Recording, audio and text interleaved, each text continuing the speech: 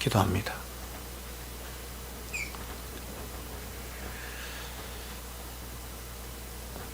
3500년 전에 모세를 통하여 우리에게 주신 이 십계명의 말씀은 영원하신 하나님의 말씀인 줄로 믿습니다. 지금도 당신의 백성된 우리들을 향하여 하나님께서 말씀하시는 귀한 생명의 말씀, 하나님께서 이런 생명의 말씀을 하시면 우리를 사랑하시기 때문이요, 우리로 하여금 내가 거룩하니 너희도 거룩할지어다 라고 하신 하나님의 뜻을 이루기 위함인 줄로 믿습니다. 그렇게 살 때 우리가 가장 안전하고 가장 행복하고 가장 참되며 가치 있음을 하나님께서 아시기에 우리에게 이 명령하시는 줄 믿습니다. 하나님의 이 명령하신 제6계명의 말씀을 이 시간도 우리가 바로 잘 알아들을 수 있도록 성령 하나님께서 우리 안에 역사하여 주시옵소서. 기쁜 마음으로, 감사하는 마음으로, 영광스럽고 복된 마음으로 하나님의 말씀 앞에 서서 그 말씀을 귀로만 듣는 것이 아니라 눈으로 보고 우리의 삶으로, 또 우리의 영어로, 또 우리 영혼으로 받아들이는 귀한 시간 되게 하여 주시옵소서. 예수님의 이름으로 기도합니다. 아멘. 자, 오늘은 십계명 강의에 제가 가고 있는데, 오늘은 제 7계명입니다. 간음하지 말라의 말씀에 대해서 함께 나누도록 하겠습니다. 제가 1부 때 예배를 좀 설교를 좀 해보니 이게 다 못하더라고요. 그래서 1부 때 한 반 했는데 제가 좀 자유롭게 하겠습니다. 자유롭게, 설교문에 너무 얽매이지 않고 제가 좀 자유롭게 좀 해보도록 하겠습니다. 자, 우리가 앞선 계명들을 통해서도 살펴보았던 것처럼 이 10계명의 7번째 계명, 이 7계명 역시도 간음이라고 하는, 간음이라고 하는 어떤 구체적인 행위에 대한 금지 명령을 하는 게 아니에요. 10계명이 있고 10계명 밑에 613가지 하위 율법이 있고 그 밑에 수많은 또 하위 율법들이 있는 것입니다. 그러니까 이 수많은 하위 율법들을 10가지 계명이 어떤 정신을 가지고 다 포함하고 있는 것이죠. 그래서 이 7번째 계명도 다른 계명들과 마찬가지로 보다 폭넓은 여러 하위 계명들을 다 포함하고 있는데, 그 중심 주제가 뭐냐면, 중심 주제가 가정과 성입니다. 가정과 성, 이렇게 말씀드릴 수 있어요. 따라서 이 7계명을 큰 주제들로 해석한다고 한다면 성이라고 하는 주제와 가정이라고 하는 주제로 나누어서 살필 수가 있고, 또 이 성과 가정에 속한 또 다른 하위 수많은 주제도 있잖아요. 수많은 주제들을 살펴본다고 한다면 여러분 어떤 주제도 있을까요? 예를 들면 이런 주제들이 있을 것입니다. 피임, 불임, 입양, 외설물. 낯설죠? 여러분 성경이 이런 거 얘기할 것 같아요? 얘기한단 말이에요. 이혼, 재혼, 독신, 우리가 지난번에 제가 장황하게 살펴봤던 동성애, 성전환, 이런 것들이 다 바로 이 7계명 안에 이렇게 포함돼요. 사실은 우리가 이 7계명 하나만 살펴보려고 해도 굉장히 많은 시간이 걸리겠죠. 특별히 제가 지난번 그 동성애 같은 주제들을 살펴봤던 것은 동성애라고 하는 주제만 가지고 제가 5번 정도 설교를 했잖아요. 그러니까 이런 주제들 하나하나를 다 살펴보려고 하면 사실은 좀 더 확대해서 보면은 이 7계명 하나의 계명만 가지고도 우리가 성경 전체를 통해서 한 1년 동안 이렇게 살펴볼 수 있는 주제이기도 한 것입니다.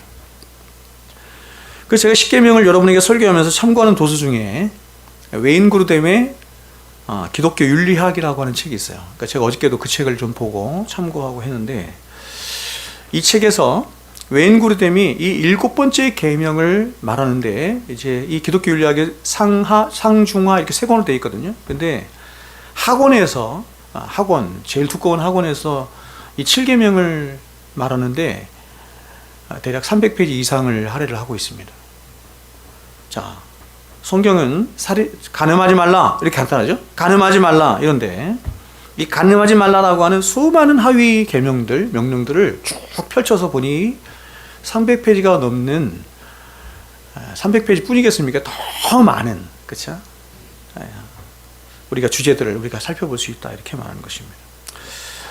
따라서 저는 이번에 지난번 6계명을 살펴볼 때처럼 오늘도 6계명의 대주제, 가정에 대해서 그리고 또 성에 대해서 오늘은 이 주제를 좀 살펴보고 다음 시간에는 이 7계명 역시도 예수님께서 산상수훈을 통해서 말씀하셨어요. 산상수훈을 통해서 이 7계명을 유대인들이 바리새인들에게 거짓된 선생인 바리새인들에게 잘못된 가르침을 들은 이 7계명을 풀어 말씀해 주시거든요. 그래서 다음 시간에 예수님께서 과연 이 7계명을 어떻게 풀어 말씀해 주셨는지 그리고 이 7계명을 통해서 예수님께서 우리에게 말씀하고 싶어하는 7계명의 그 진의는 혹은 정신은 어떤 것인지 다음 시간에 살펴보도록 하겠습니다. 그리고 그 이후에 시간이 허락되는 대로 몇몇의 하위 주제들, 예를 들면 이혼, 재혼, 독신, 동성애 이런 주제들을 좀 간단하게 살펴보도록 하겠습니다.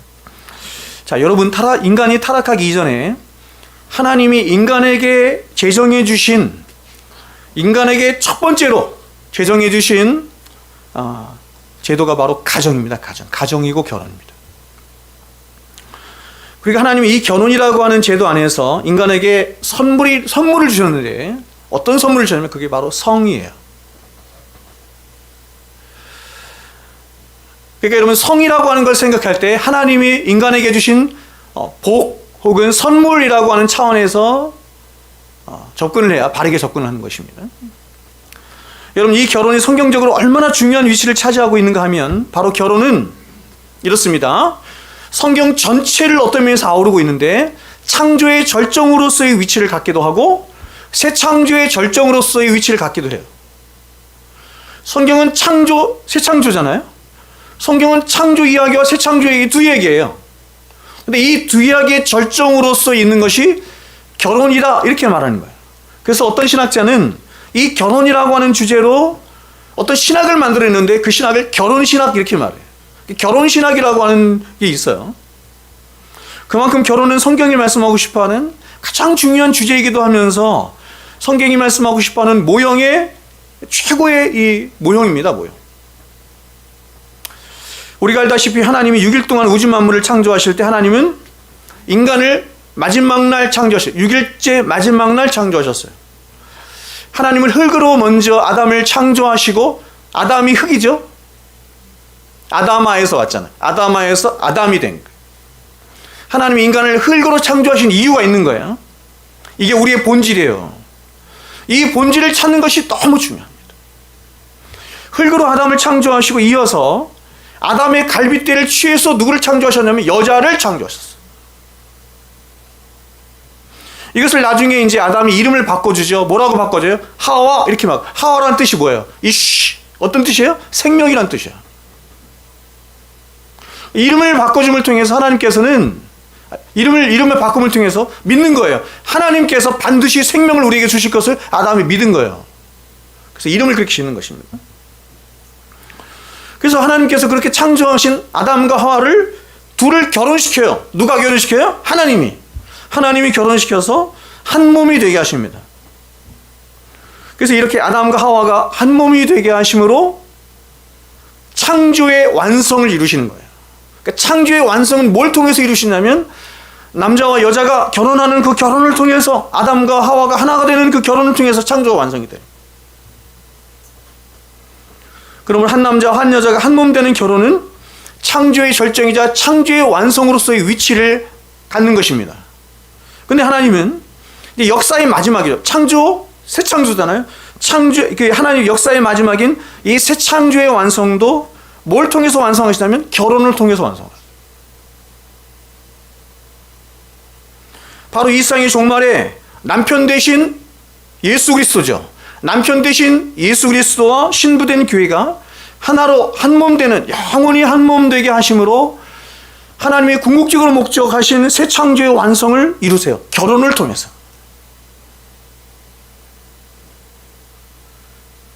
여러분 하나님께서 처음 세상을 창조하실 때부터 목적하신 것은 창조가 아니에요.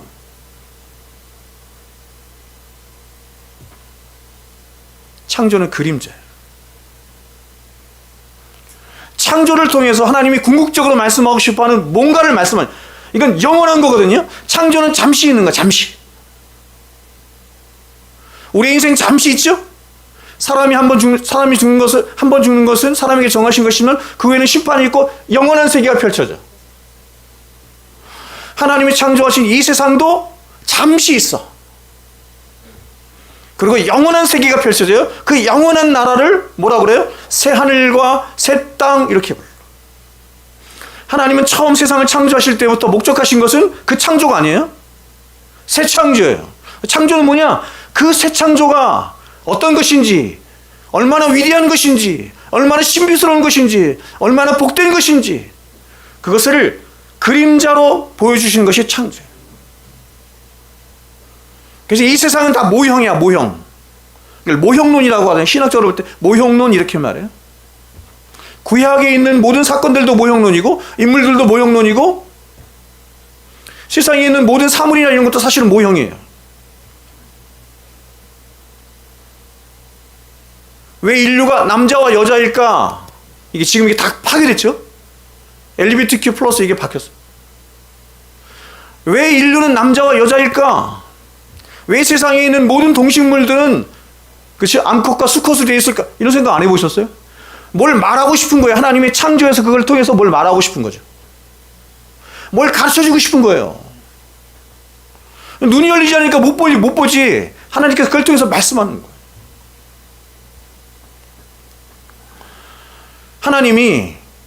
하나님이 처음으로 제정하신 세상을 창조하시고 인간을 창조하시고 가장 먼저 최초로 제정하신 제도가 결혼인데, 결혼이라고 하는 것을 통해서 결혼이라고 하는 것 중에서 가장 먼저 하나님께서는 하나님이 궁극적으로 이루시고 싶어하는 뭔가를 말씀하는 거예요.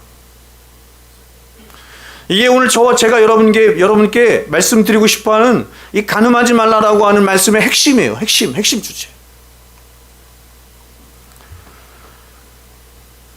결혼을 통한 한 남자와 한 여자의 성적인 결합도 마찬가지죠.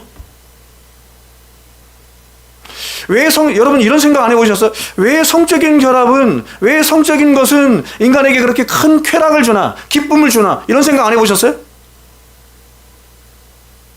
이게 모형이거든요.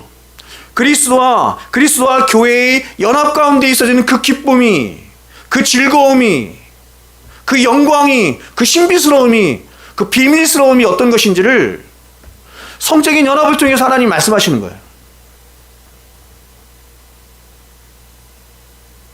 그러니까 성적인 것을 인간들이 그냥 이게 쾌락적인 것만 가지고 그것만 추구하면 그 성적인 것에 있는 그 진리는 다 놓치는 거죠. 그래서 사도는 하나님이 제정하신 결혼을 창세기 2장의 말씀을 들어서, 여러분 사도는 하나님이 창조하신 후에 2000년이 지났어요. 근데 사도가 2000년 후에 창세기의 말씀을 갖고 와요. 창세기의 말씀을 들어서 이렇게 결혼에 대해서 말해요. 그러니까 결혼이라고 하는 것이 이미 창세기를 통해서, 결혼을 통해서 하나님이 무엇을 말씀하고 싶어 하는지를 밝히는 거예요. 이렇게 말해요. 에베소 6장에. 그러므로 사람이 부모를 떠나 그의 아내와 합하여 그 둘이 한 육체가 될지니. 이 말씀은 사도가 최초로 하는 말씀이 아니라, 이 말씀은 누가 한 말씀이에요? 창세기에서 한 말씀이에요. 창세기 2장에서.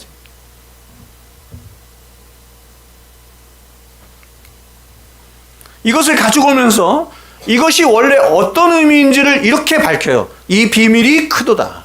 그러니까 여러분, 결혼이라고 하는 것은 여러분 모형이고 원래 원형이 있어요. 여기에 비밀을 담가 놓은 거야. 모형 속에 비밀을 담아 놓은 거야. 원형의 비밀을 담아 놓은 거야. 그래서 이 비밀이 크도다. 나는 그리스도와 교회에 대하여 말합니다. 그러니까 원래 하나님이 제정하신 결혼이라고 하는 것은 뭘 말하기 위함이다? 그리스도와 교회에 대하여 말하기 위함이다. 가장 중요한 목적이 그렇다는 것입니다. 응?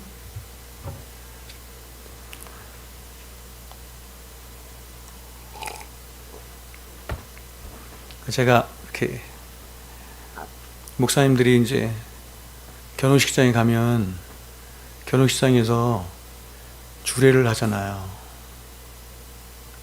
주례 설교를 하잖아요. 근데 주례 설교를 할 때 가장 많이 사용되는 말씀 중에 하나가 이 에베소서 말씀인데, 대부분 이 에베소서 말씀을 하고 설교를 그런 식으로 하신다고.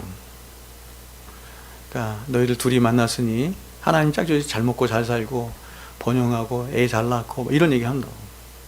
이 말씀의 진의가 그런 게 아니에요. 이제 결혼을 통해서 출발하는 가정에 어떻게 설교되냐면 복음적으로 설교를 해야 되는 거예요.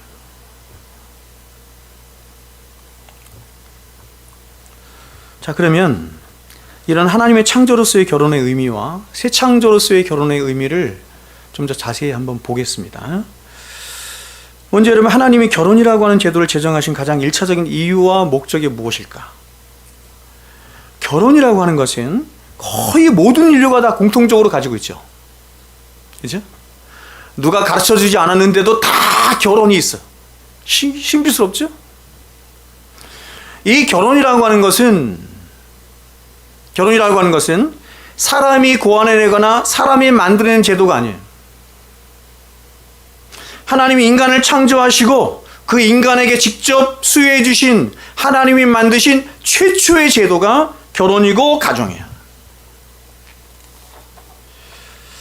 자, 그렇다면 여러분, 결혼이 무엇일까요? 여러분은 결혼을 어떻게 이해하세요?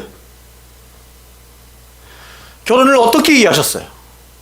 내가 사랑하는 사람 만나서 이제 행복하게 살기 위해서 함께 살기로 결정한 것, 그게 결혼이에요? 그러니까 실패하지. 그러니까 안 되는 거예요. 그러니까 수많은 갈등들이 있는 거예요. 결혼은 가장 근본적으로 성경이 말씀하는 결혼의 가장 궁극적인 의미는 언약적인 것입니다. 언약이에요. 계약을 맺는 거죠.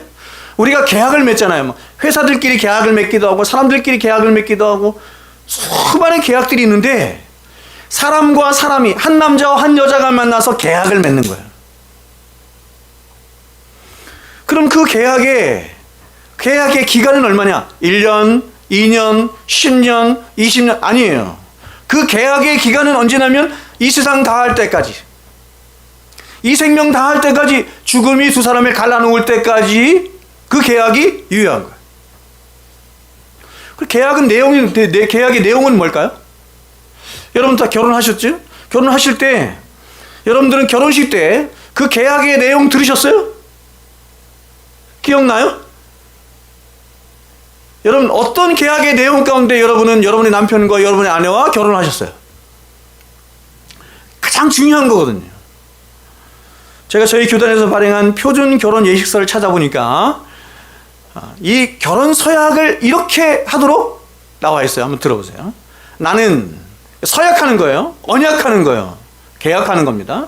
나는 기쁠 때나 슬플 때나 건강하거나 병들거나 부유하거나 가난하게 되는 모든 경우에 아내를 사랑하고 존중히 여기며 도와주고 보호하며 진실한 남편으로 일정한 부부의 대의와 정조를 지키기로 굳게 서약합니다. 근데 여러분, 누구 앞에 서약해요? 하나님과 사람들 앞에 서약하는 거예요. 이게 창세기에서 그대로 결혼 예식의 창세기에서 그대로 갖고 온 거예요. 하나님 앞에서 아담과 하와, 그리고 수많은 동물들, 피조물들 앞에서 서약하죠? 같은 거예요. 결혼식이 그런 거예요. 그러니까 오늘날 결혼식이 자꾸 이렇게 목사 없이, 결혼 예식 없이 지내들끼리 하는데, 그렇게 하면 안 돼. 이게 언약적인 관계인 거예요. 그러니까 여러분, 이 서약이 쉽게 말하면 이런 뜻입니다. 내가 살아있는 동안에, 내가 이 세상을 살아가는 동안에 이 세상 누구보다도 하나님이 짝지어 주신 당신을 가장 사랑하며 가장 존귀 여기고 가장 존중하며, 제가 일부 때는 이렇게 얘기했는데, 당신 앞에 겸손히 살겠습니다. 이런 약속.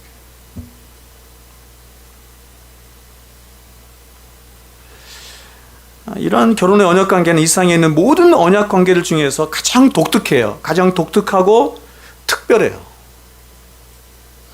세상에 수많은 언약들이 있는데, 수많은 계약들이 있는데, 이렇게 결혼처럼 독특하고 특별한 언약 관계, 계약 관계는 없어요. 우리가 이 세상을 살아가면서 우리는 이러한 여러 특별한 관계를 맺으며 살아갑니다. 예를 들어서 친구 간의 관계를 맺으며 살기도 하죠. 그리고 어떤 특별한 친구들과는 의형제를 맺으며 살기도 해요. 선생과 제자, 그렇죠? 사제지간이라고 해요. 이 관계를 사제지간 이렇게 말하죠. 더 친밀하게는 우리가 낳은 자녀와 관계를 맺죠. 부모와도 관계를 맺죠. 형제와도 관계를 맺죠. 이거를 혈육의 관계라고 해요. 그런데 여러분, 이런 모든 관계들 중에서 최고의 관계가 있어요. 아주 독특하고 특별하면서도 최고의 관계, 가장 친밀한 관계, 절대로 깰 수 없는 관계, 누구도 방해할 수 없는 관계, 누구도 끼어들 수 없는 관계. 성경이 여러분 이 관계가 얼마나 중요한지, 결코 이 둘을 누구도 나눌 수 없는 관계다라고 해서 이 둘의 관계를 이렇게 정하셨어요. 한 몸, 이렇게 했어요. 아버지와 아들의 관계를 한 몸이라고 하지 않죠. 형제들의 관계를 한 몸이라고 하지 않아. 아무리 가까워도. 그렇죠? 이 세상에서 성경이 말씀하는 한 몸이라고 하는 관계는 딱 두 개밖에 없어요. 하나는 뭐냐면 부부와의 관계. 또 뭐 있어요? 또 그리스도와 교회와의 관계. 그걸 한 몸이라고 불러요. 여러분, 얼마나 특별하고 얼마나 가깝고 얼마나 친밀하면 그냥 한 몸이라니까요. 왜냐하면 결혼으로 맺어진 언약관계는 이상 어떤 언약관계에서도 없는 뭘로 맺어진 관계냐면 몸과 마음과 정신과 특별히 영혼이 하나로 연합된 관계예요. 그래서 이 관계 안에서만 있어지는 특별한 뭐가 있어요. 그거를 성적인 연합이다 이렇게 말해요. 부모 자식 간에 아무리 친해도 성적인 연합하지 않죠? 말이 이상해. 친구들끼리 아무리 가까워도 그런 거 안 해. 온영이에요. 그리스도와 교회의 연합이 얼마나 놀랍고 신비롭고 위대하고 영광스러운지를 남녀 간의 이 부부의 관계를 통해서 하나님이 말씀하시는 거예요. 제가 나중에 다시 말씀드리겠지만 부부와의 관계 속에서 이거를 알아라 이렇게 하는, 이 가장 중요한 목적이에요. 하나님이 결혼이라고 하는 제도를 두신 가장 중요한 여러 목적이 있어요. 근데 가장 중요한 목적이 여기 있어요. 이것을 알고 가정을 세우고 이것을 알고 부부관계를 하는 사람들이 거의 없는 거예요. 그러니까 안 되는 거예요. 성경이 이 결혼이라는 언약관계가 얼마나 위대하고 얼마나 특별한지 이 결혼에 대해서 이렇게 말해요. 제가 좀 긴데 한번 읽어드릴게요. 창세기 2장입니다. 여호와 하나님이 이르시되, 모든 성경의 주어는 뭐예요? 하나님이에요. 그걸 잘 아셔야 돼요. 사람들은 자기들끼리 좋아서 자기들끼리 사랑해서 만나고 결혼하고 가정을 이룬 것 같이 생각하죠. 성경은 그렇게 말하지 않고 주어가 뭐예요? 하나님이에요. 여호와 하나님이 이르시되, 보세요. 사람이 혼자 사는 것이 좋지 아니하니 내가 그를 위하여 돕는 배필을 지으리라 하시니라. 아담이 나 외로워. 나 무슨 일을 해야 되는데 누군 도움이 필요해. 그러니 나한테 돕는 배필이 좀 필요하네. 이렇게 생각한 적이 없어요. 그 생각을 누가 하셨다? 하나님이 하셨다. 여호와 하나님이 흙으로 각종 들짐승과 공중의 각종 새를 지으시고 아담이 무엇이라고 부르나 보시려고 그것들을 그에게로 이끌어 가시니 아담이 각 생물을 부르는 것이 곧 그 이름이 되었다. 놀랍지 않아요? 자꾸 이 주제가, 이름을 매기는 것은, 이름을 지어주는 것은 내가 주인이다 이런 뜻이거든요. 그러니까 여러분, 이름을 지어줄 수 있는 것은 누구만 그렇게 할 수 있어요? 하나님만. 네, 하나님이 그 이름을 누구에게 지어주라고 하냐면 아담에게 통치권을 넘겨주시는 거예요. 아담이 돕는 배 필요 없으므로 여호와 하나님이 아담을 깊이 잠들게 하시니 잠들매. 그가 갈빗대 하나를 취하고 살로 대신 채우시고 여호와 하나님이 아담에게서 취하신 그 갈빗대로 여자를 만드시고 그를 아담에게로 이끌어오시니 아담이 이르되 이는 내 뼈 중에 뼈요 살 중에 살이라. 이것을 남자에게서 취하였은즉 여자라 부르리라 하니라. 이러므로 남자가 부모를 떠나 그의 아내와 합하여 둘이 한 몸을 이룰지라. 아담이 그의 아내 두 사람이 벌거벗었으나 부끄러워하지 아니하니라. 아까 말씀드린 것처럼 이 말씀을 보면 결혼이라고 하는 것이 어쩌다가 두 사람이 만나서 사랑하게 되고 가까워져서 야 이제 우리는 더 이상 헤어져서 살 수 없다, 우리는 영원토록 함께 살자라고 해서 하는 게 결혼이 아니라는 겁니다.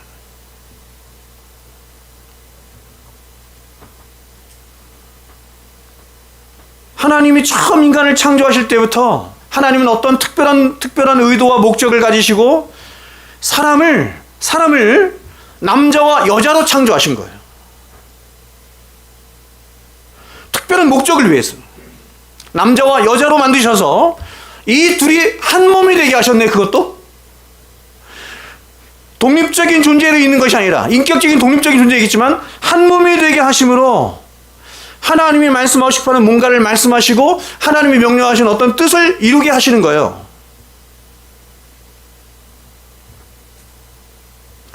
결혼의 주권자가 누구냐면 하나님이세요. 결혼의 주체자가 누구시냐면 하나님이세요. 그래서 남녀가 결혼을 할 때 가장 중요한 이 마음가짐, 이 언약의 핵심이 뭐냐면 이 결혼의 주체자가 하나님이시다라고 하는 생각이에요.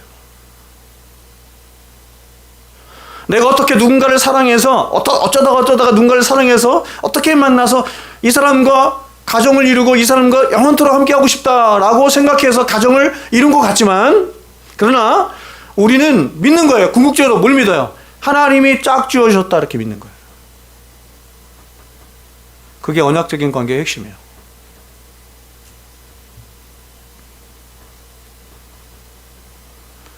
24절을 먼저 보시면 이 결혼이라는 것을 성경이 이렇게 말해요. 남자가 부모를 떠나 그 아내와 연합하여 둘이 한 몸을 이루는 것. 여기서 한 몸이라고 하는 것은 더 이상 둘이 아니다 이런 말이죠. 즉 하나님이 짝지으신 부부 사이는 부모와 자식 간의 관계나 형제 간의 관계나 세상의 어떤 친구나 이웃들과의 관계도 비교할 수 없을 만큼, 그래서 이 세상 누구도 뗄 수 없는 가장 친밀하고 가장 절대적인, 그래서 한 몸이라고 부를 수밖에 없는, 하나님이 그냥 한 몸 이렇게 말하잖아요. 그런 관계가 부부관계다 이렇게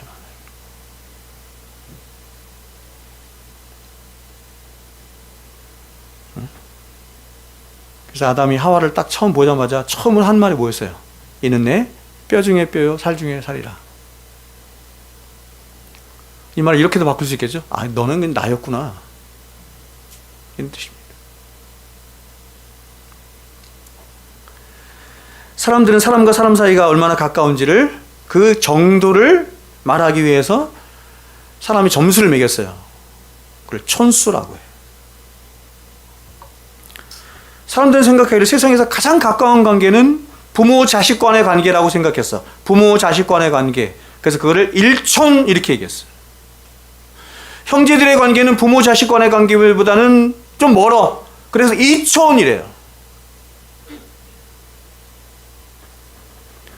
할아버지와 손자는 몇 촌일까요? 이거 잘 모르더라고. 할아버지와 손자 몇 촌? 2촌이에요. 그리고 우리가 흔히 3촌 이렇게 부르죠. 3촌, 그렇죠? 아버지나 어머니 형제를 삼촌, 이모, 고모, 그리고 그 삼촌과 이모와 고모의 자식들이 낳은 자들과 나의 관계를 사촌, 5촌, 6촌 이렇게 가죠. 제가 어릴 적만 해도 5촌, 6촌은 되게 가까운 거예요. 4촌은 막 거의 형제처럼 지내고 너무 가까웠고, 5촌, 6촌은 굉장히 지금 누군지도 몰라.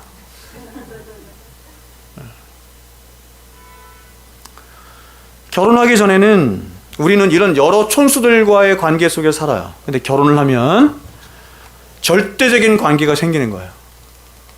그래서 그 사람의 관계를 뭐라고 불러요? 무촌, 이렇게 불러요. 무촌. 가요에 보면 그런 가요가 있죠. 님이라는 글자에 점 하나를 찍으면 남이 되고, 남이라는 글자에 점 하나를 빼면 뭐가 돼? 님이 되는 세상. 보세요. 님이 되는 세상. 그 세상이란 말이에요. 세상은 그렇게 한다는 거예요. 그래서 세상적인 관점인 거예요. 성경이 무촌 이렇게 얘기할 때 그것은 아무런 관계가 없는 사람인데 무촌 이렇게 뗄래야 뗄 수 없는 한 몸이 촌수로 매길 수 없는 관계다. 그래서 무촌 이렇게 말해요. 그래서 이러한 유일무이한 관계로 인해서 이제 서로를 향한 호칭도 유일무이한 호칭으로 바뀌어요. 뭐예요? 그게 뭐예요? 여보잖아요. 네? 우리 신혼부부 서로를 뭐라고 불러요? 자기라고 불러? 자기. 아니 막 50 넘고 막 60 됐는데도 막 자기라고 부르는 분이 있더라고. 자기, 뭐 오빠.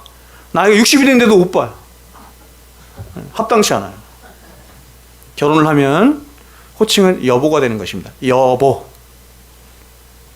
이게 하나님과 우리 사이로 말하면 우리가 하나님을 뭐라고 부르는 것과 똑같은 거예요. 제가 가르쳐드렸는데 뭐요? 아바 아버지? 아니에요.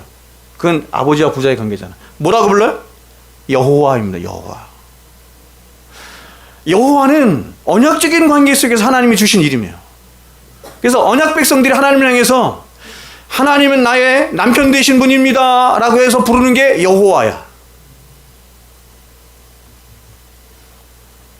이 땅에서 남편과 아내들은 서로를 향해서 뭐라고 불러야 돼요? 여보. 이렇게 유일무이한 관계.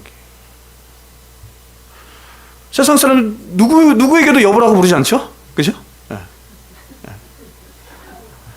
이 두 분들은 아직도 둘이 선화야 이러더라고. 서로를 향해서 선화야, 선화 오빠.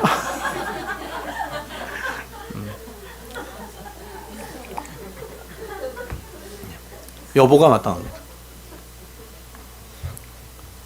그러므로 결혼한 후에 배우자의 관계보다 다른 부모의 관계나 자식이나 형제들이나 이웃들이나 누구와의 관계가 더 우선시되면 잘못하는 거예요.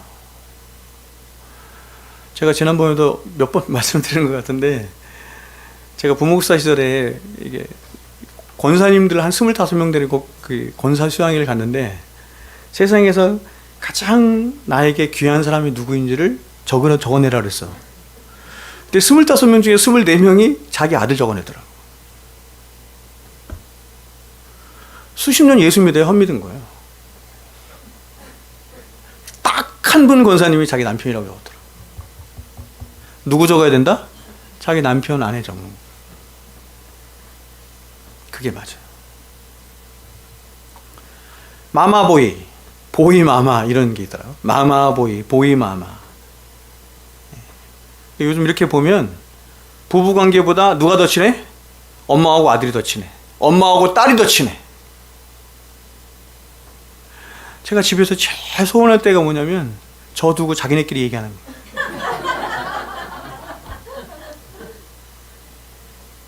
막 쏙닥대고 전화하고 무슨 얘기야?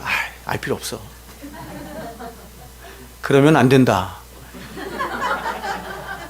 식당에서 듣고 있나?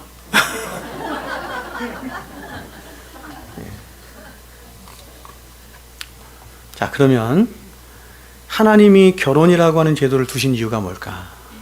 자, 첫 번째 이유는 이렇습니다. 하나님이 결혼이라고 하는 제도를 통해서 하나님이 인류에게 주신 사명을 이루시기 위함이에요. 그러니까 하나님이 인류를 통해서 하나님의 뜻을 펼치기를 원하시는데, 그 뜻을 펼치기 위해서 하나님이 제도를 두신 거예요. 그게 결혼이에요. 하나님은 아담을 먼저 지으시고 사람이 혼자 사는 것이 좋지 못하다 하시면서 이렇게 말씀하시죠. 돕는 배필을 지으리라. 그러면 여러분, 왜 하나님은 아담에게 돕는 배필이 필요하다고 말씀하셨을까요? 잘 보세요. 돕는 배필, 이 얘기는 뭐냐면, 돕는 배필, 돕는다 그러면 뭔가 일을 한다는 얘기잖아요. 뭔가 일을 해. 근데 이 일을 위해서 돕는 누군가가 필요하다, 이런 뜻이잖아요. 하나님 인류에게 맡긴 사명이 아담과 하와, 즉 남자와 여자가 결혼을 해서 함께 이루는 사명이었기 때문입니다. 그럼 여러분, 하나님이 인간에게 주신 사명이 뭐예요? 하나님이 인간에게 주신 1차적인 사명이 뭐예요? 그것을 창세기 1장 27, 28절에서 이렇게 말해요. 하나님이 이르시되 우리의 형상을 따라 우리의 모양대로 우리가 사람을 만들고 그들로, 보세요, 바다의 물고기와 하늘의 새와 가축과 온 땅과 땅에 기는 모든 것을 다스리게 하자 하시고, 사람이 자기 형상 곧 하나님의 형상대로 사람을 창조하시되 남자와 여자를 창조하시고. 놀랍죠? 보세요. 세상을 통치하시고 다스리시는 주권자는 하나님이세요. 근데 그 하나님이 사람을 버금왕으로 세워서 위임을 하시는가? 위임. 그래서 하나님이 통치하시는 하나님을 위하여 있는 이 세상 만물을 대신 통치하고 다스리도록 하셨어요. 자, 그러니까 보세요.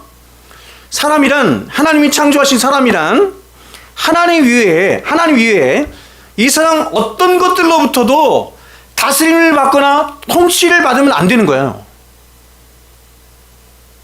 인간은 뭐 하는 존재예요? 다스리고 통치하는 존재인 거예요. 하나님 이외에, 하나님이 위임하셔서 하나님 위에 우리는 어떤 것으로부터 통치를 받거나 다스림을 받지 않아. 통치를 하는 거예요. 하나님께 위임 권위를 받아서. 아멘이시죠? 이걸 여러분 적용하면 굉장히 많죠. 예를 들어서 돈이 있어, 돈. 그렇죠? 하나님이 우리에게 주신 피조물 중에 하나죠? 아무것도 아니야. 그럼 우리는 돈을 다스려야 돼? 아니면 지배를 받아야 돼? 다스려야 되는 것이에요. 학생에게 공부가 있어, 공부가. 이게 적용이 되려나? 학생에게 공부가 있어요. 그러면 누가 누구를 다스려야 돼? 학생이 공부를 다스려야 되지. 왜냐면 학생이 사람이기 때문에. 근데 학생이 공부 때문에 맨날 스트레스 받고 다스림 받고 그것 때문에 막 죽을 똥 막 살똥이래. 하나님이 기뻐하시지 않은 것이다, 이런 뜻이죠.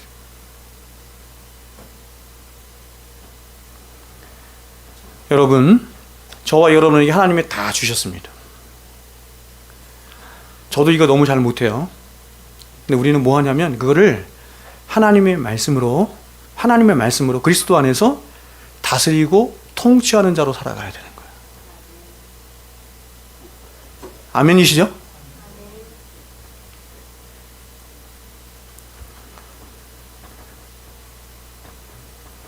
하나님이 인간에게 주신 가장 1차적인 사명은 바로 땅에 충만하여 하나님이 지으신 땅과 피조물들을 정복하고 다스리며 통치하는 것에 있습니다. 그러므로 하나님이 명령하신 이 사명을 이루려면 먼저 뭐가 있어야 돼요? 생육하고 번성하는 일이 있어야 되죠. 그래서 땅을 정복하라, 땅을 다스리라 하기 전에 하나님이 먼저 뭘 말씀하신 거예요? 생육하고 번성하여. 생육하고 번성하여 땅을 정복하고 다스리라. 하나님이 인간에게 주신 사명이 땅을 정복하고 다스리는 것인데, 땅을 정복하고 다스리기 위해서는 어떻게 돼요? 생육하고 번성하는 일이 먼저 있어야 되는 거예요. 자녀를 낳아서 기르고 양육하는 일이 먼저 있어야 되는 거예요. 그것이 가정의 중요한 사명이에요. 그러나 이러한 사명을 이루는 것이 하나님이 결혼이라고 하는 제도를 두신 가장 1차적인 목적인 것은 사실이지만, 그러나 하나님이 결혼이라고 하는 제도를 두신 더 궁극적인, 더 본질적인 목적이 있어요. 그것이 바로 영적인 목적이에요. 아까 제가 서두에서 말씀드린 것처럼, 그러므로 결혼을 해서 두 사람이 정신적이고 육체적인 완벽한 결합을 했다 할지라도 영적인 의미에서 하나가 되지 못하고, 또한 하나님이 결혼이라고 하는 제도를 통해서 말씀하고 싶어하는 그 영적인 의미와 목적을 이루지 못했다고 한다면 그 부부의 하나됨은 온전하지 못한 하나됨이에요. 하나님이 창조하신 남자와 여자가 하나 된다라고 하는 것의 의미는 육체적으로만 하나 되는 게 아니에요. 육체적으로도 하나 될 뿐만 아니라 1차적으로는, 두 번째는 정신적으로도, 더 중요한 건 영적으로 하나가 되는 거예요. 그래야 온전해지는 거예요. 왜냐하면 그래야 하나님의 뜻을 이루니까. 자, 그래서 여러분, 엄밀한 의미에서 성경이 말씀하는 결혼은 믿는 자와 믿는 자가 결혼을 하는 것을 결혼이라고 하는 거예요. 그렇지 않겠어요? 하나님이 결혼이라고 하는 것을 통해서 뭔가를 목적하셨어요. 뭔가를 이루길 원하세요.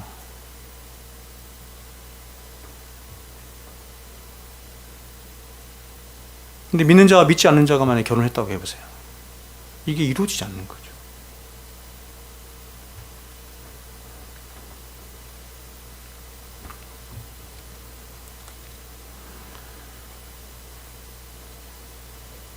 자, 창세기 1장 26절, 27절을 다시 한번 제가 읽어드릴 텐데, 여기서 하나님이 인간을 창조하신 목적이 무엇인지를, 이 주제를 가지고 한번 캐치해 보세요. 제가 읽어드릴게요.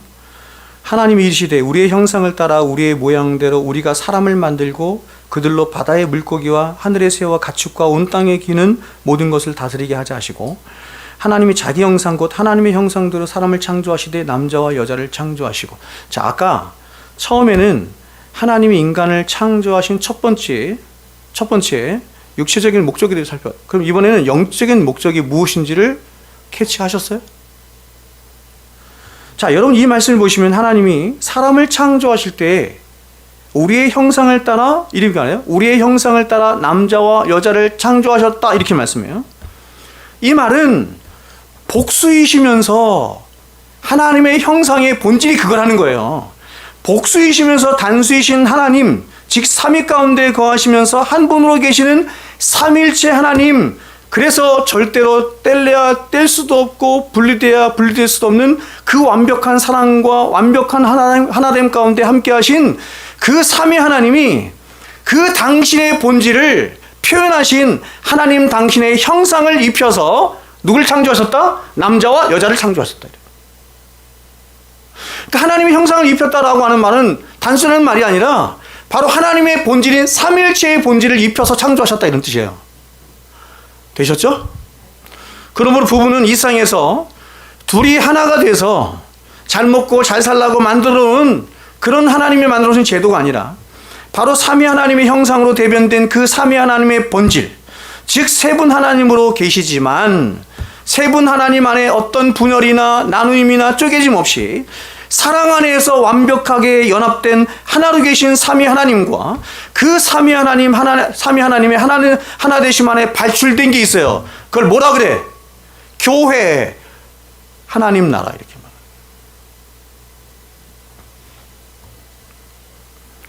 그 하나님의 나라와 교회를 가시적으로 보고 경험할 수 있도록 하나님이 모형으로, 그림자로 주신 것이 결혼이고 가정이다, 이렇게 말합니다.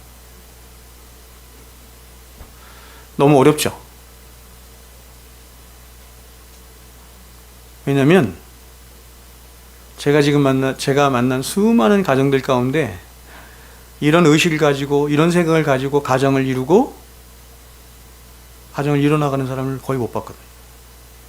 근데 성경적인 의미의 가정은 이거예요.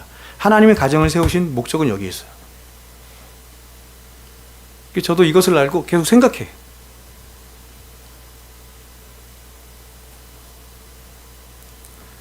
성경은 이 결혼의 의미를 여기서 더 나아가서 이렇게까지 말씀해요. 들어보세요. 에베소 5장입니다. 아내들이여. 아내들에게 말씀하는 것 같죠? 아내들이여. 여러분, 아내들은 누구를 향해서 말씀하는 거예요? 본질적으로는 교회. 이거 모형이니까. 아내들이여 자기 남편에게 복종하기를 주께 하듯 하라. 교회가 주님을 향해서 어떻게 해야 되는지 주께 하듯 하라, 이렇게 말합니다. 이는 남편이 아내의 머리됨이 그리스도께서 교회의 머리됨과 같음이니 그가 바로 몸의 구주시니라. 여러분, 여자의 머리가 누구예요? 여자의 머리가 누구예요? 남자죠? 여러분, 자매님들이요, 저 보세요. 여자의 머리가 남자 맞습니까? 기분 나빠요? 이것은 하나님이 만들으신 질서를 말하는 거예요. 여러분, 그리스도의 머리가 누구예요? 그리스도의 머리가 누구죠? 성부 하나님이란 말이에요. 아담의 머리가 누구예요? 그리스도이시고 그리스도의 머리는 하나님, 이렇게 말하잖아요. 성부 하나님과 성자 하나님의 차이가 있어요? 성부 하나님과 성자 하나님 사이에 어떤 계급의 차이가 있어요? 없죠. 남자와 여자의 차이 똑같은 거예요. 계급의 차이는 없는 거예요. 질서상 그렇게 말씀합니다. 계속 말합니다. 그러므로 교회가 그리스도에게 하듯 아내들도 범사에 자기 남편에게 복종할지니라. 남편들 아내 사랑하길 그리스도께서 교회를 사랑하시고 그 교회를 위하여 자신을 주신 것 같이 하라. 이는 곧 물로 씻어 말씀으로 깨끗하게 하사 거룩하게 하시고 자기 앞에 영광스러운 교회로 세우사 티나 주름 잡힌 것이나 이런 것들이 없이 거룩하고 흠이 없게 하려 하심이라. 이와 같이 남편들도 자기 아내 사랑하기를 자기 자신과 같이 할지니 자기 아내를 사랑하는 자는 자기를 사랑하는 것이라. 하나니까 누구든지 언제나 자기 육체를 미워하지 않고 오직 양육하여 보호하기를 그리스도께서 교회에게 함과 같이 하나니 우리는 그 몸의 지체임이니라. 그러므로 사람이 부모를 떠나 그의 아내와 합하여 그 둘이 한 육체가 될지니 이 비밀이 크도다. 나는 그리스도와 교회에 대하여 말하노라. 그러나 너희도 각각 자기의 아내 사랑하기를 자신같이 하고 아내도 자기 남편을 존경하라. 이 말씀을 그냥 육체적으로만 읽으면 10% 이해하는 거예요. 10%. 보세요. 사도 바울은 남편들과 아내들을 향해서 남편들아, 아내들아, 서로 사랑하라, 서로 존경하라, 서로 복종하라 이렇게 말하죠. 그리고 이어서 이 결혼의 이야기의 진의를 얘기해요. 내가 왜 이 이야기를 하는지 그 진의를 말하는데 이렇게 말해요. 내가 그리스도와 교회에 대하여 말합니다. 결혼이라고 하는 것은 예수 그리스도와 교회에 대하여 말하기 위함이다 이러는 것이에요. 예수 그리스도와 교회가 원형이고 원형. 자, 제가 아까 원형 첫 번째로 말했죠. 원형이 뭐예요? 삼위일체 하나님. 삼위일체 하나님이 원형이에요. 그리고 그리스도와 교회가 원형이에요. 근데 그 모형으로 주신 게 뭐다? 결혼이라고 하는 제도다. 삼위일체의 모형으로 결혼을 주셨고 그리스도와 교회의 모형으로도 결혼이라고 하는 걸 주셨다. 이렇게 말합니다. 남편은 아내 사랑하기를 주님께서 교회를 사랑하신 것 같이 하라. 이렇게 사도가 말하죠. 그리고 아내는 주님께서 성부 하나님께서 목숨 바쳐 순종하신 것처럼 그렇게 남편에게 순종하고 섬기라. 이렇게 말해요. 그리고 말하기를 이것은 그리스도와 교회에 대하여 말하기 위함이다. 즉 하나님이 제정하신 가정이라고 하는 것은 신랑 되신 예수 그리스도와 신부된 교회가 한 몸 되어 영원히 사랑하고 순종하며 살게 될 하나님의 나라의 본질이 무엇인지 배우며 완성해가는 가시적인 공동체가 바로 가정이다. 이렇게 말합니다. 그러므로 여러분 결혼이라고 하는 것은 원래가 그리스도와 교회의 하나됨이 원형인 것인데 이 원형을 당신의 자녀들이 알고 배우도록 하시기 위해서 하나님은 가정이라고 하는 모형 혹은 가정이라고 하는 그림자를 두셔서 이 그림자를 통해서 하나님이 진짜 말씀하고 싶어하는 원형을 깨닫기를 원하시는 거예요.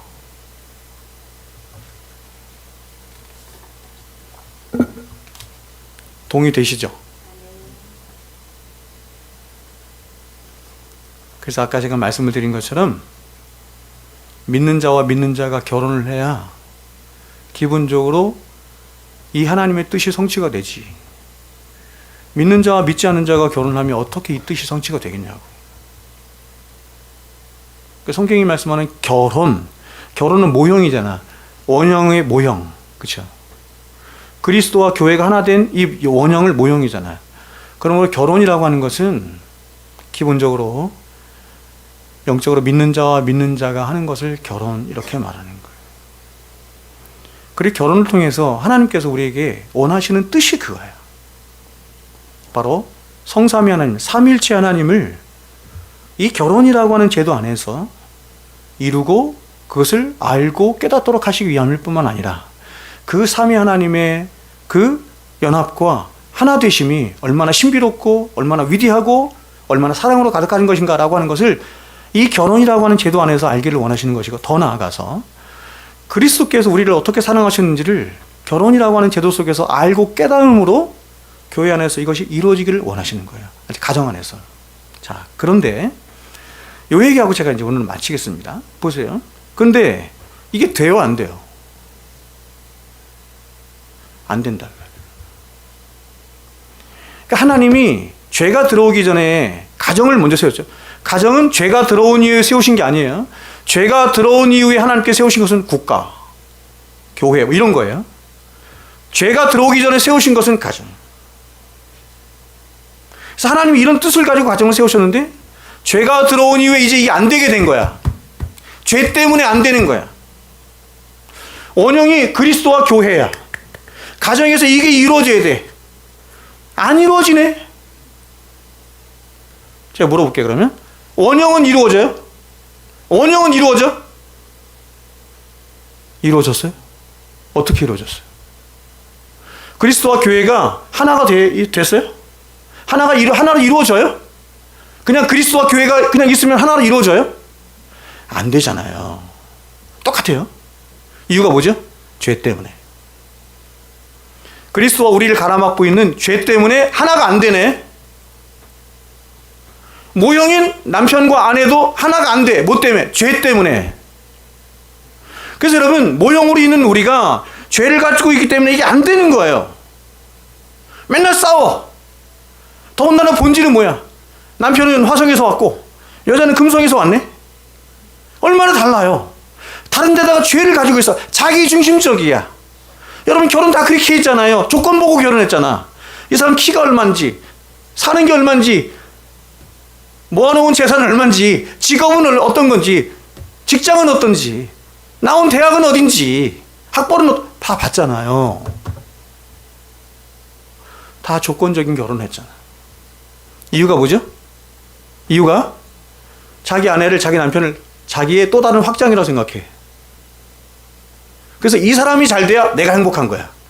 결국에는 뭐냐면 여러분, 이 사람이 이런 스펙을 갖고 이런 성품을 갖고 이렇게 잘 돼야 내가 행복할 수 있다고 생각하기 때문에 다 그렇게 결혼했어. 그래서 안 돼. 연합이 이루어지지 않아. 다 자기 만족, 자기 행복을 위해서 두 사람이 계속 평행선을 가니까 안 되는 거. 한 몸이 안 되죠. 죄 때문이에요. 원형도 안 이루어져, 모형도 안 이루어져. 근데 원형이 이루어졌네요. 뭘 통해서 이루어졌어? 십자가를 통해서 이루어졌어요. 예수 그리스도의 십자가의 희생의 사랑을 통해서 이루어진 거예요. 그렇죠? 그럼 질문이에요. 모형 안에 모형된 우리의 가정 안에서도 남편과 아내가 하나 되는 이 하나님의 뜻을, 이 율법을 성취하기 위해서는 뭐가 개입이 될 수밖에 없는 거예요.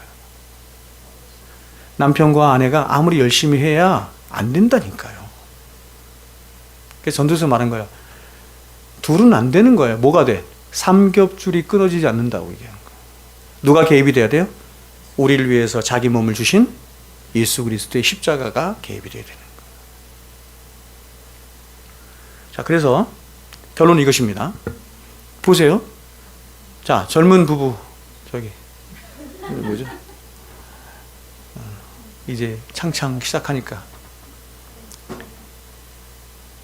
가정을 이룬 부부가 가장 기본적으로는 무엇을 깨닫는 거냐면 끊임없이 실패하고 안 되는 자기들의 모습을 보잖아요. 봐야 되는 겁니다. 그래서 우리 힘으로는 하나됨을 이룰 수가 없구나. 우리 힘으로는 결코로 한 몸을 이룰 수가 없구나. 이걸 첫 번째로 깨닫는 거예요. 그러면 정답은 뭐냐? 원형을 한 몸 되게 한 게 있단 말이에요. 그게 예수 그리스도의 십자가예요. 그래서 우리 가정에도 예수 그리스도의 십자가가 있어야, 남편과 아내 사이에도 예수 그리스도의 십자가가 있어야 한 몸이 될 수 있구나. 적용입니다. 적용. 이만큼 뛰어난 거죠. 적용 보세요. 여러분이 집에서 남편과 아내가 막 갈등하고 싸우고 많죠? 많아요. 여러분 그때 어디로 가셔야 돼요? 어디로 가야 돼요? 그리스도께로 가라는 얘기예요. 그리스도께로 가라는 것입니다. 그래서 그분 앞에서 여러분의 실체를 보는 일이 있어야 되는 것이에요. 우리가 신앙생활을 하면서 가장 중요한 것 중에 하나가 뭐냐면 여러분 자신의 실체를 보는 거예요. 목사가 목사로서 사명을 감당하는데 가장 중요한 요소 중에 하나가 뭐냐면 나의 피조물됨과 죄된 실체를 보는 것에 있어요. 목회는 실력으로 하는 게 아니에요.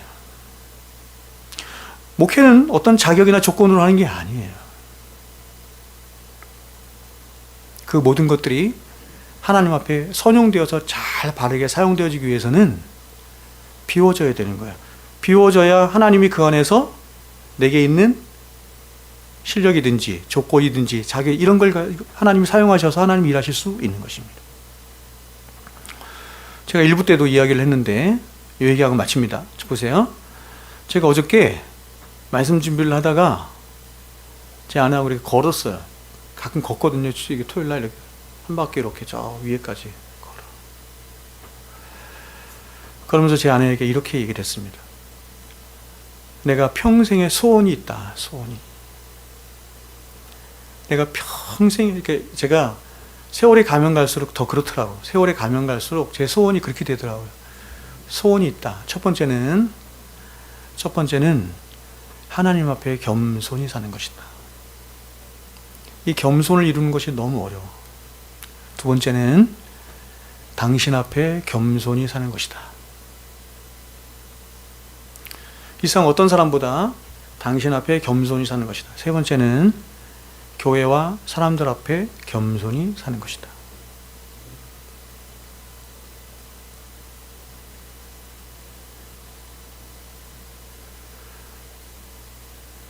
사람이 제가 목사로서 잘 살고 제가 늘 말씀드렸지만 여러 가지가 있잖아요. 근데 제 가장 본질은 뭐냐면 사람으로서 잘 살아야 되는 거예요. 사람으로서. 근데 사람으로서 잘 살기 위해서는 사람으로서의 바른 위치로 돌아가야 되는 거예요. 근데 그 사람으로서의 바른 위치로 돌아가도록 하는 것이 뭐냐면 그게 겸손이야. 성경이 말하는 겸손의 의미는 내가 원래 이렇게 높은데 나는 원래 이렇게 많은 것을 가지고 자격이 있는데 그런 나를 스스로 비운다. 그건 유교에서 말하는 거고. 기독교가 말하는 겸손은 원래 내 있던 위치로 내 본래의 자리로 돌아가려는 성향을 겸손 이렇게 말하는 거예요. 사람이 사람답게 살고자 하면 겸손하지 않으면 사람답게 살 수가 없어요.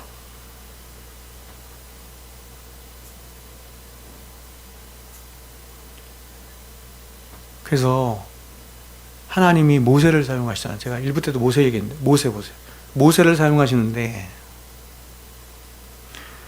우리가 히브리서에 나왔던 것처럼 모세는 애굽에 있는 모든 학술과 모든 것에 능통한 자였어요. 지금으로 말하면 박사학위 여러 개 가지고 있는 최고의 사람이었어요. 근데 이 사람은 어릴 때 누구에게 교육을 받았냐면 어머니 요게벳으로부터 신앙교육을 받았어. 너는 하나님 백성이야. 하나님 백성. 하나님을 위해서 살아야 돼. 주의 영광을 위해서 살아야 돼. 이런 교육을 받았게 돼. 4살 때까지. 그래서 이 모세가 이 교육을 받았기 때문에 그가 그렇게 많은 것들을 배우고 공부를 하고 익혔는데 그가 하나님을 향한 열심을 가졌어요. 근데 그 많은 것들을 가지고 하나님을 향한 열심을 가졌는데 무엇으로 나타났냐면 다른 사람을 죽이는 살인으로 나타났어요. 사람이 사람답게 사는 비결이 무엇인지 제가 여러분에게 말씀드리는 거예요. 그래서 하나님이 그 모세를 딱 데려다가 어디다 갖다 놓냐면 광야에다 갖다 놨어요. 성경과 역사에 나타난 수많은 믿음의 사람들, 믿음의 거장들 중에 광야를 거치지 않은 사람은 한도 없어. 항상 하나님이 광야에 두셔. 그래서 사람을 만들어. 광야에서 뭐 하게 하시냐면 자기 자신을 비우게 하는 일을 하세요. 몇 년 동안? 40년 동안. 무려 40년 동안. 박사학위를 5개, 10개 가진 모세가 이 머리를 하나도 쓰지 못하고 맨날 양이나 쳐. 앞마당이나 쓸어. 굉장히 괴롭죠? 그러면서 자기 자신이 아무것도 아니라는 실존으로 계속 내려가는 거예요. 자기 자신의 원래 실존으로 내려가는 것이죠. 이 사람이 얼마나 자기 자신의 그 실존을 바라보고 거길로 그 바닥까지 내려갔냐면 40년 후에 하나님께서 찾아오셔서 이제 하나님께서 명하셨어요. 야, 이제 때가 됐다. 모세야, 나의 뜻을 가서 이루라. 이렇게 말씀하셨는데 모세가 3번 거절해요. 하나님 잘못 찾아오셨어요. 이렇게 말하죠. 내가 누구건데, 내가 누구건데, 내가 누구건데. 3번 말씀하고 3번. 하나님이 3번째는 화내세요? 하나님이 화내실 정도로 내가 누구건데. 여러분, 목회는, 자, 제 목회를 얘기를 주세요. 목회는 어떤 그 신학적인 어떤 깊은 지식을 갖고 하는 게 아니에요. 그거는 당연히 뭐가 갖춰지면 따라와. 하게 돼 있어.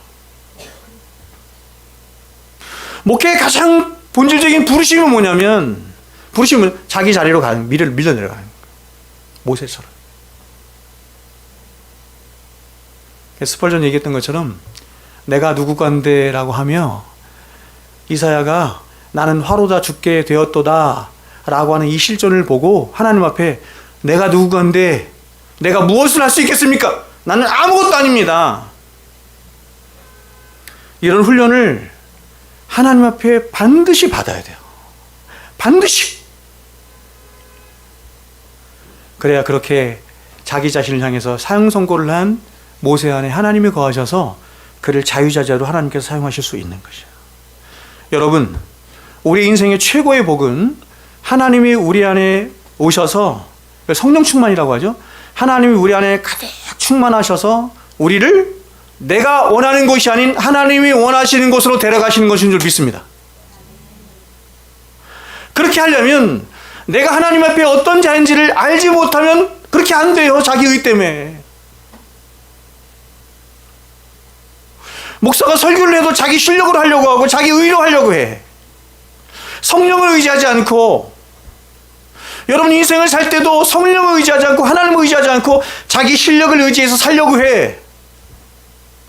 하나님과 상관없어. 그래서 여러분이 하나님 앞에 누구인지를 보는 일이 너무너무 필요한 것입니다.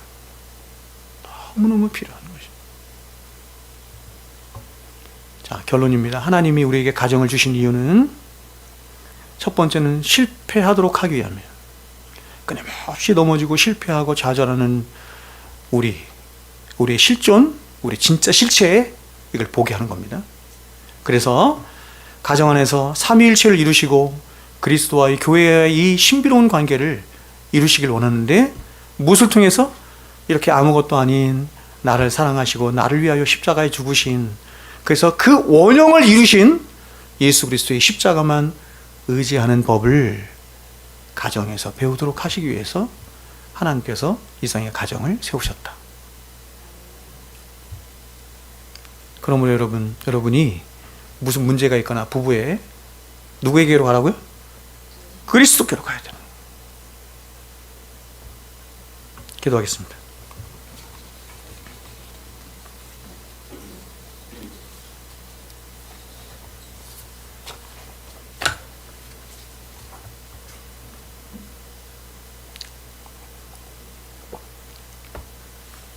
하나님께서 이 땅에 가정이라는, 또 결혼이라고 하는 제도를 두셔서 한 남자와 한 여자를 만나게 하여 주시고 그 둘로 하여금 한 몸 되게 하셔서 하나님의 뜻을 이루도록 하셨습니다. 하나님, 우리 사랑샘교회 안에 있는 모든 가정들, 이 모든 가정들이 그냥 우연히 있어진 것이 아니라 하나님의 뜻을 이루기 위함인 줄로 알게 하여 주십시오. 결혼이라고 하는 가정 안에서, 혹은 독신으로 사는 사람이면 독신으로 사는 그 안에서 하나님의 하나님 되심을 배우고 삼위일체의 하나님을 배우고 예수 그리스도와 교회의 신비의 그 관계에 관해서 날마다 배움으로 이 가정 안에서 남자든 여자든 우리 모든 사람들이 오직 예수 그리스도만 의지하는 자로 날마다 지어져가는 그런 신비적인 연합의 일들이 우리 가운데 날마다 있어지게 하여 주시옵소서. 이제는 우리 구주 예수 그리스도의 은혜와 하나님 아버지의 만극하신 사랑하심과 성령님의 교통 충만하심의 역사가 이제로부터 영원토록 우리와 항상 함께 있을지어다. 아멘.